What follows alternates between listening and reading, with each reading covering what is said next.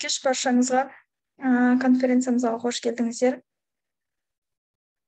Бүгін сіздермен Forever брендінің өнімдері туралы ақпарат бөліскелі отырған менің тікелей спонсорым, өмірде өзімнің мамам.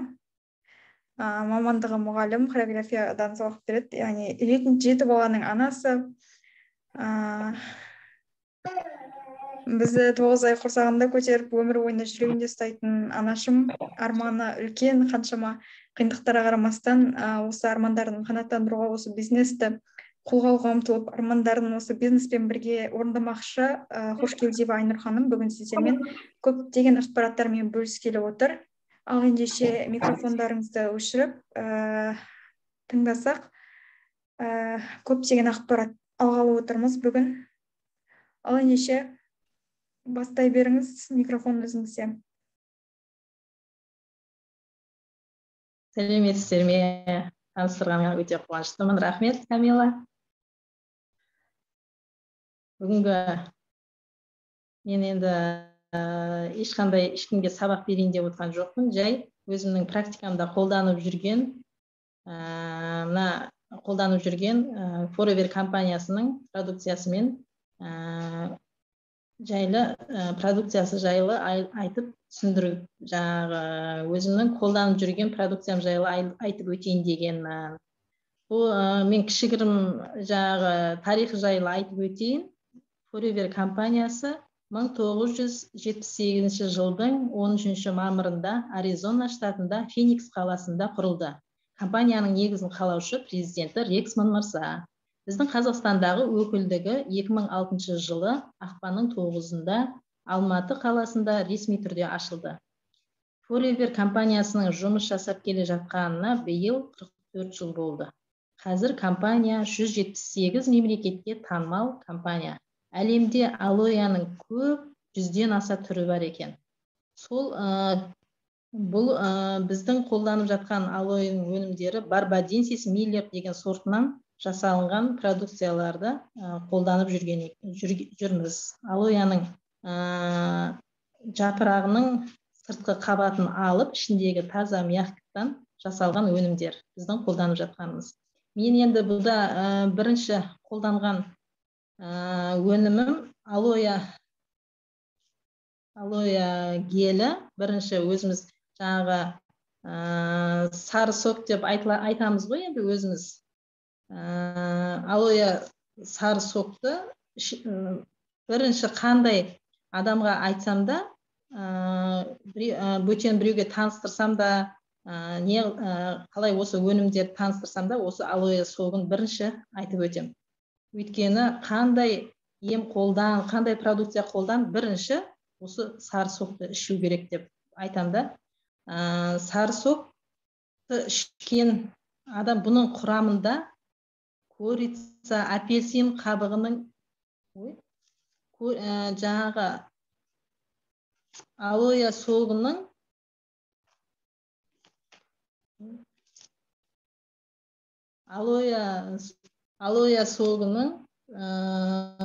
құрамында көптеген дәрумендер, 12 аминақышқыл,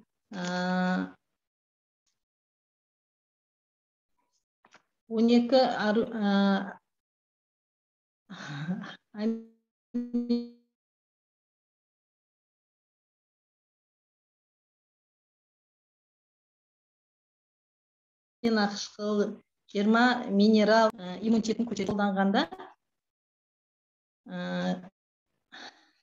өзімді бірінші іше бастаған кезінде жүрек айну болды өзімде. Кейін іше жүрек айну басылып, шаршағандығым өзімді өзім жақсы ұстап, бір жерге ұзақ жолға шыққан кезде, әсіресе ұзақ жолға шыққанда адам өзі денесі біреу ұрып тастағандай шаршап, шалдығып келем ғой. Сол сияқты ешқандай сондай әсерлер болмады осы сокты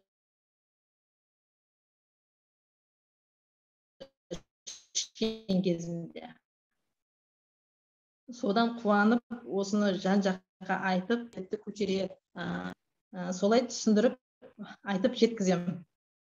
Одан кейін шабдалы қосылған гелін алдырдым. Ол балама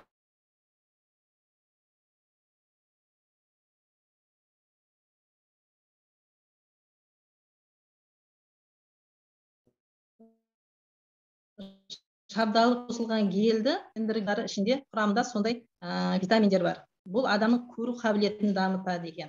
Мен баланың іші қатқанда ішті босататынын біліп, мен балама 2 жасар кезінде балама ішкіздім. Балам өте құмартып, дәмінің тәттілігіне құмартып, қайта-қайта сұрап өзі ішіп жүретін. Жаңағыны ішсем өзі жаңағы неге больницаға паховый грыжамен больницада жатқыздым баламды, алатамын деп. Бұл кезде осы нені шабдалы қосылған гелді ішкізіп отырған. Сонымен больницадан 2 күннің ішінде емделіп, жаңағы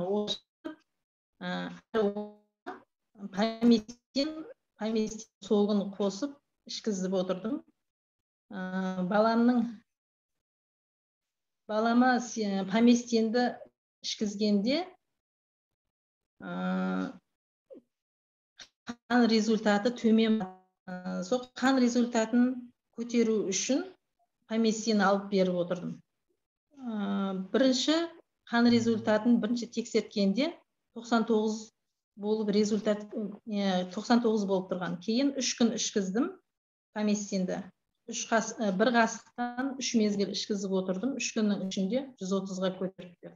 Сразу 3 күннен кейін тексерткенде жақсы результат беріп, отаға дайын екендігін көрсетіп, врачтар риза болып, бұл ненің қасиеті, неден деп сұрағанда осы сокпен, шабдалы қосылған сокпен поместин полверді көрсеткен болатынмын.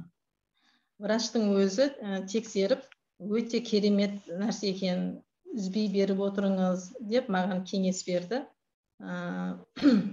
Балама сол больницаның өзінде талай мысалы жұқпалы аурулар болады, жөтел болады, баланың жаңағы наркоздан кейін құсу болады. Соның барлығы ешқандай реакция болмады менің баламда. Осы продукцияның арқасы деп өзім қуанып, жан-жағымдағылардың бәріне айтып, мақтанып айтып отырдым. Енді одан кейін шайын алдырдым. Шайының құрамында апельсин қабығының үгіндісі, қалампыр, хош иісті бұрыш, имбир, кармадон, фенхель, түймедақ, қарақат жапырағы, орман гимненесі, алой гүлі бар. Бұл шайдың салқындатып та, ыстықтай да ішуге болады. Сол нені біліп, мен өзім осыны ішкен кезімде, балаларға сабақ берген кезде, кәдімгідей адамның нерв жүйесі шаршайды екен. Осыны ішіп, кәдімгі өзімді ұстап, көңілді, өзімді сергек сезіп,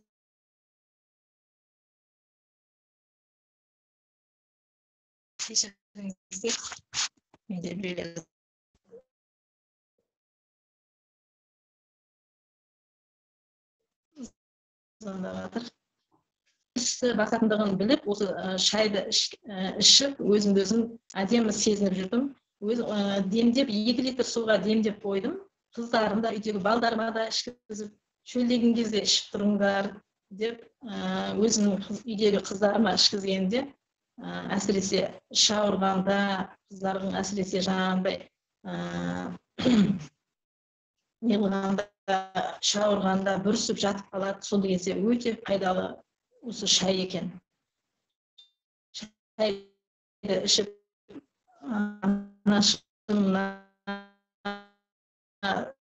шайды тоқтатпай ішейікші, өте керемет, жүрекесің сергек жүрмін деп маған осыны айтып жүрді. Сондай кереметтігі өте пайдалы, ішуге өте жақсы активатор. Одан активатор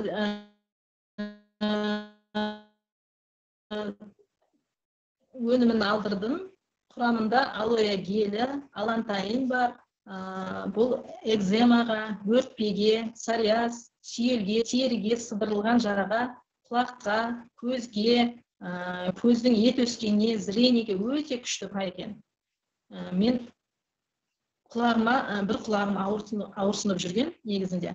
Сол құлағыма тамызамын деп алып, құлақтарда тамыздым, зрениеме көзіңнен ішкі нәтижелері қышитын кезінде талай жаңағыдай продукциямен айданыспай тұрған кезде көзімізге тен жағамыз, басқа қыламыз, содан көзіме аллергия беріп, көзімнің мынандай екі жері қышып жүретін. Содан осыны тоқтатпай тамызып жүрмін. Қазірдің өзінде үзбеймін. Құдайға шүкір, жақсы. Бір күні осыны активаторды күйеуім іші жаңағындай кешкі тамақты ішіп, жиналғаннан кейін тез ішкеннен кейін асқазанға тоқ болып қалған. Содан іші желденіп, іші ауырып, дөңбекшіп жата алмай жатыр. Содан бір күні содан айттым, активатордың бір қасығын ішші десем, ой деп қолды бір сілтеген. Сөйтіп сонымен көнбегеннен кейін жарайды деп жатып қалғам. Сөйтсем менен жасырынып барып активаторды бір қасығын ішіп, артына бір қасық су ішіп келіп жатқаннан кейін арада 5 минут өтпей-ақ ішіп қойғанда, соны айтып, мен бес кеттім, риза болдым активатор өніміне. Өте керемет екен деп, әлі күнге дейін айтып жүреді. Жолдастарына жүрген жерінде осы активаторды айтып жүреді. Өте керемет деген. Бұл жаңағы асқазанның қорықпай қалған жерлеріне өте пайдалы екен. Енді одан ары қарай Фьорсты алдырдым. Фьорс өте жаңағы Фьорстың құрамында алоэ гелі 78%, ионсыздандырылған су, алантаин, пропилен, гликол, полисорбат, натрий тетраты, ара прополисі, бақ-бақ, чемелдақ, қияшөп құрамында осындай бар екен. Біз фьорсты бір жеріміз мысалы кесіп кеткенде, әсіресе жәндіктер шаққанда, қызыл түсті бөртпеге, барлық аурулардың тері ауруларына пайдасы өте күшті екен. Осы жақын ортада қазір ауылды жерде болғаннан кейін бізде полия бар, егін егеміз, шіркей басып кетті. Жаңағы далада шіркей көп. Шіркей шағып, күйеуімнің мен енді өзімде практикамда болып жатқан нәрсені айтып өтейін. Аузының айналасын ернін жаңағы шіркей шаққан екен, ісіп кеткен, ұйып тұр, аузым ұйып тұр да, жаңағы жансызданып тұр, ісіп бара жатыр деп сөйтіп қоймағаннан кейін аузыңды жап деп фьорстан бүйтіп шашып жіберіп деп қарап тұрды да, бірден басады екен, оны фьорсың не деген керемет мынау деп болды сөйтеді. Біздер енді жаңағы шаққан жерлеріне, аяқтарына шашып жатырмын. Бәріне өте күшті неге. Одан жаңағы қолына, балдарымның қолына әсіресе жырып кетеді, сырып кетеді, барлығына осы фьорс шашам. Одан қалса тамақ жөтелгенде, балдарымыз әсіресе тез мұздай су ішеді, мороженое жейді жазға қарай. Тез жаңағы жөтел пайда болады. Соған фьорсты шашып, тез арада соны мен емдеп аламын өзімді. Ешқандай қазір аптеканың болмаса үйде қасында әрі алмайтын болдық, аптекаға бармайтын болдық, врач дегенді ұмытатын болдық, осы жаңағы алоэның продукциясын пайдаланамыз деп. Балдарыма осы фьорсты шашып тамағына көп ауырған жерлерін пайдаланып, әрі женский жаққа, миома, киста, матканың жиырылуына өте пайдалы екен. Одан қалса жаңағы хит деген өніміміз бар біздің, қыздырып емдейтін. Енді хитті айтып жеткізе алмаймын. Оның кереметтігі соншалықты, мен ол хитсіз өмір сүремейтін сияқты болып қалғанмын қазір. Қайда жүрсем хит жанымда жүреді. Өйткені алыс жерлерге барам, басқа жерге барам. Хитімді ұмытып кетсем, ой, мен хит қалып кетті ғой деп сөйтіп отырамын. Хиттің өте пайдалығы, тамағым сәл жөтелсе, денем тітіркеніп жаураса, осы хитті денесін сылап тастаймын. Әсіресе балам көтеріліп, қатты қыздырып ауырды балам. Сол кезде 2 алақанын сылап тастадым осы хитпен. Сөйтіп 2 табанын сыладым. Ана қатты неғылған температурасы түспей жатқан балам тер бұрқ етіп тер шықты, температурасы түсті. Содан ырза болдым осы хитке. Бәріне мақтанып айтам хитті.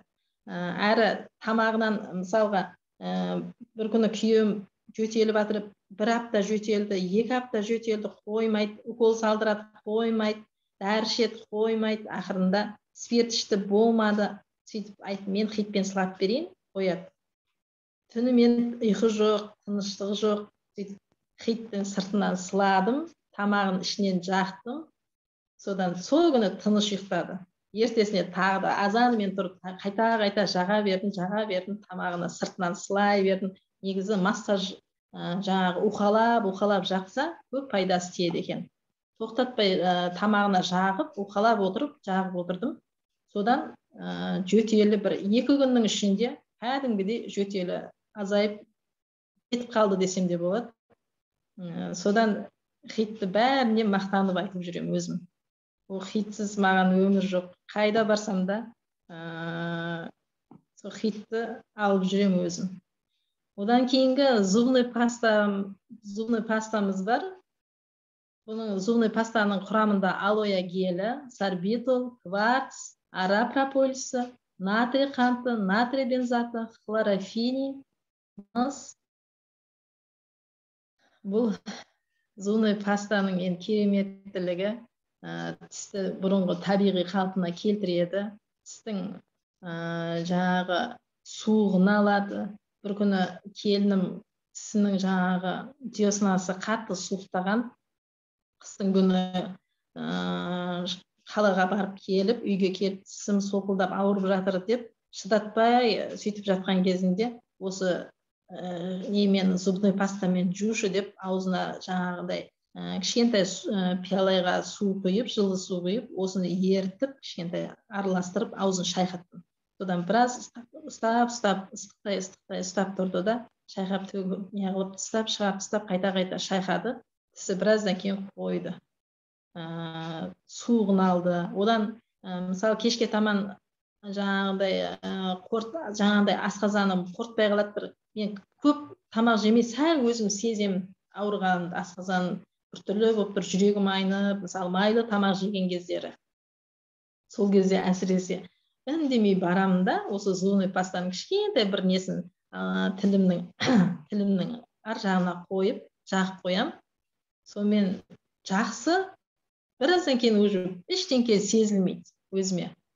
Зубный пастаның өте кереметтілігі, содан қыздарыма да, балдарыма да айтып отырамын. Бір жері сәл бірдеңке болса, зубный паста жақ, зубный пастаны үйт, зубный пастаны аузыңа сал, тісіңді суықтаса, зубный пастаны қолдан. Зубный пастаны жаңағындай алоэдің зубный пастасы. Одан липс помада. Липс помада. Бұның құрамында алоэ гелі 35%, петролат, жожоба майы, гидроксистерат, ара балауызы, алантайын, хош иістендіргіш иісі бар. Бұл енді мен өзіне көп жүрегім айнып, жаңағы сәл нәрсеге ұшынып шығатын адамның өзін. Тамаққа да ұшынам, бір иіске де ұшынам, содан ауырып бас көтере алмай жататын кездерім де болған. Сөйтіп енді ауырып жатып қаласың, кейін ауырмайсаң ұшық шығады аузыма сразу. Ойбай, осы помаданы жағып қоямын, бір күнге жетпей қайтып кетеді. Осы жақын ортада көзіме теріскен шықты. Уже көзің бүйтіп, көзің жұмған кезде өзі белгілі болады, ісік пайда болып, ауырсынып, мен көзім что-то ауырып жатыр ғой деп қайта айнаға қарап көремін да, сәл қызарған сияқты деп, осы жақын ортада шықты. Екі көзін тексеріп көремін, бір жағы қызарып тұр, бір жағы не, астынан кішкентай ғана ісік пайда болып, теріскен шығып жатыр екен ғой деп, осы ойбай, липсім қайда деп сразу липсті жақтым. Бірінші күні жақтым, азаннан кешке дейін қайта жағып отырдым, үзбей. Ертесіне тағы да азаннан кешке дейін жақтым, кешке қарай тағы да видеоға түсірдім. Бірінші жаққан күні жақпай тұрып бір түсірдім видеоға, келесі күні ертесіне кешке тағы түсірдім, уже қайтып кетті. 2 күннің ішінде осы жаңағы шығып келе жатқан теріскенді қайтарды. Соған кереметтілігін айтып, бұл помаданың липс помадасы дейміз. Бір жеріміз ойылса, әсіресе жаңа мен көбіне өзімнің басымнан өткен оқиға ғой енді. Күйеуім мен көп жерде күйеуіме пайдаланамын мен. Соған көрсін, білсін деп фолияда су қояды, жаңағы аяқтары ойылып кетеді. Фолиядан келген кезде ойылып, ашытып, шыдатпай келеді. Сөйтіп бір күні сондай шыдатпай ашытып жатыр. Мынаны не істеймін, мына жаман ашып бара жатыр, май жақсам да қоймай жатыр, жусам да қоймай жатыр, ашытып қызылдап бара жатыр деп сөйткеннен кейін, помада жақсы десем. Помаданы қалай жағам, жындысың ба, аяққа помада жаққан не істеп маған ұрысқан. Жоқ, шынымен жақсы, помаданы жақсы деп өзім жағып бердім. Сөйтіп азанда содан ұйықтап кетті, азанда тұрып, менің ойылғандарым қайда кеткен, жоқ қой, қай жерім ойылған еді деп ертесіне күліп жатыр да. Осы помаданың кереметтілігін жүрген жерінде ол да осы помадамен әсіресе жаңағы активаторды айтады. Осы менің жаңағы күнделікті пайдаланып жүрген заттарым, жаңағы продукциям, өнімдерім барлығы осы. Рахмет, мені жақсы ден қойып тыңдағандарыңызға. Тамаша. Рахмет сізге, Айнұр ханым.